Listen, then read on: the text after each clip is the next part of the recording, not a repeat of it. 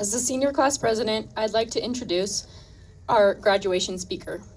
The senior class of 2025 chose Erik Secrist as our graduation speaker. Mr. Secrist taught us in 8th grade English, and we were captivated by his teaching. We have remembered it so much that we asked him to come back and give us some final words of wisdom before our graduation. Thank you.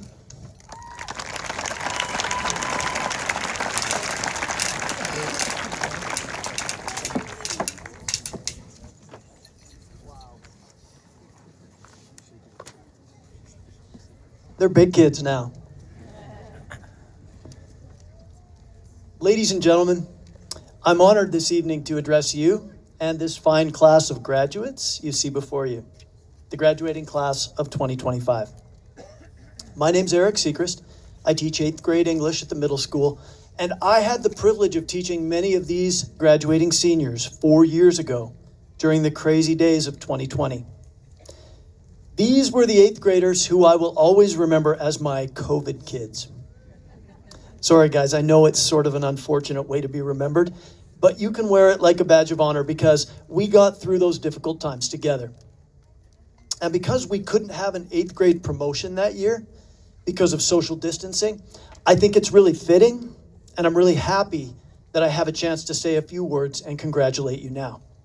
So thank you guys for this opportunity. Flashback to 2020. We went through a lot that year.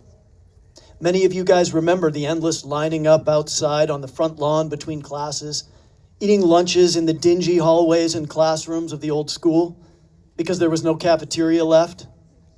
Constant talk of social distancing, no dances, and breathing through those annoying face things all day. All the while, we were witnesses to the dying breaths of the old building, under siege from the wrecking machines that seemed to be closing in on it. I think it was the promise of moving into the new middle school that kept me going that year. It seemed like an eternity while we waited for the move-in date, right around spring break. I do remember that you guys were an awesome moving crew. I'll never forget you guys as 8th graders packing heavy boxes and furniture across the field to the new building like an army of little ants. And then within a week of us moving out, the old school came crashing down and disappeared into dumpsters in front of our eyes. Thankfully, we ended that year on a high note, breathing the fresh air in an incredible new building. And it seems that you guys got through it all just fine. They say that adversity builds character, and those were trying times for sure. But from what I hear about this class of seniors, it sounds like you've continued to build on that character for the last 4 years. What Ainsley said about leaning into discomfort, I know you know about that because we did it together 4 years ago, and it seems like it worked for you. My congratulations to all of you. You've grown a lot and changed so much since that year, and you've gone on to achieve a lot. You've made it through your toughest high school classes, left your mark in sports and activities across the spectrum, worked to make your community a better place, and led the way for the students who follow behind you. I know I speak for all the middle school teachers when I say how impressed we are with all that you've become. Looking at this sophisticated, regal group of scholars, who would ever know that just a short time ago, they were but humble 8th graders?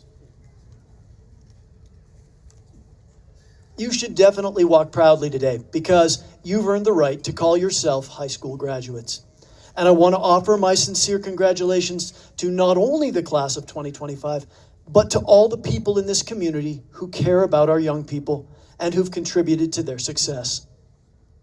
Your parents, your teachers, your coaches, your peers, group leaders, and many community members have provided critical guidance and support to you that has helped you get to this important milestone in your life. Yes, it's your day, but you didn't do it alone. Many of those who made this day possible are here to celebrate alongside you.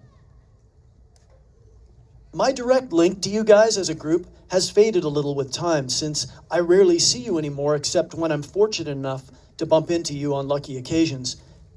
Even though we're only separated by about 100 yards of lawn and a couple of security doors, It can sometimes feel like the Berlin Wall lies between us.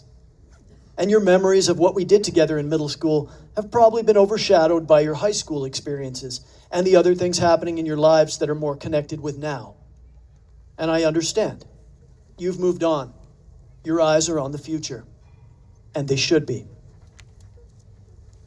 But I do want to mention one of the things we definitely did together. We read a novel by S.E. Hinton called The Outsiders. That's the one thing that all my students seem to remember about 8th grade English, The Outsiders. I can't take any credit for that. The book just tells one of those stories that 8th graders love and don't easily forget. If you guys remember, the story is narrated by a 14-year-old kid named Ponyboy, who's struggling to find his place in the world beyond the disadvantaged neighborhood where he lives. Ponyboy's story has some exciting twists and some tragic events that really grab 8th grade readers. My students always connect with Ponyboy as he goes through some pretty tough experiences. But by the end of the story, Ponyboy begins to see who he could be. And he recognizes that even those people whose circumstances seem completely different than his own aren't really so different. In Ponyboy's words, we all see the same sunset. As we read the novel, students worry and fret about what's going to happen to Ponyboy. But you know, when students finally let go of him at the end of the novel, they usually feel pretty confident that Ponyboy has what he needs to make a future for himself. They're not worried about him because they know he can do it. They sense his hopefulness, and they know that the insights he's gained about life have the power to propel him in the right direction. And I think that's the way that most of us here tonight feel about you guys. As we let you go and send you out into the world, we know you've got what it takes. And even if it takes a little time to figure it all out, we know you will. Now, I know that a lot of graduation speeches include inspirational quotes from famous people like Mark Twain or Winston Churchill. But honestly, I've realized that sometimes you can find inspiration a lot closer to home. It's there sometimes in the people around us. I have a good friend, one of my favorite people, and he's known for his famous words of departure. You know, the ones he says as he's heading home and saying, "See you later." Remember who you are and what you stand for. And even though he says it with a sly grin and a hint of irony, I know he means it, and I know that it's sound advice too. Remember who you are and what you stand for. It sounds folksy and down home, doesn't it?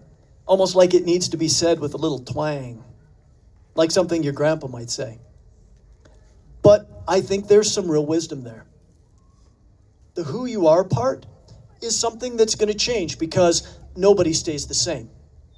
Life experiences nudge us along, shaping us in different ways, even those of us who are stubbornly committed to the way things are.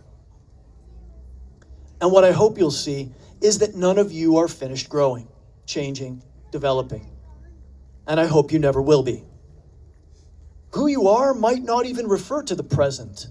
I like to think it refers to the person that each of us would like to be, who we aspire to be, a best version of ourselves. And of course, what we stand for, well, that flows naturally out of who we are. And you, class of 2025, have shown who you are. Your steadfast resilience and support for each other is real Red Devil pride. You have a strong foundation on which to grow. By striving to be the best person you can be, you can't go wrong in this world. So as you head out to celebrate this graduation, this milestone, with your diploma in hand, your friends and family at your side, and your head held high, keep in mind who you are and what you stand for, and let that be something that makes you proud. You've already made us proud, and we're here to share your moment with you. Ladies and gentlemen, how about a roaring applause for the class of 2025?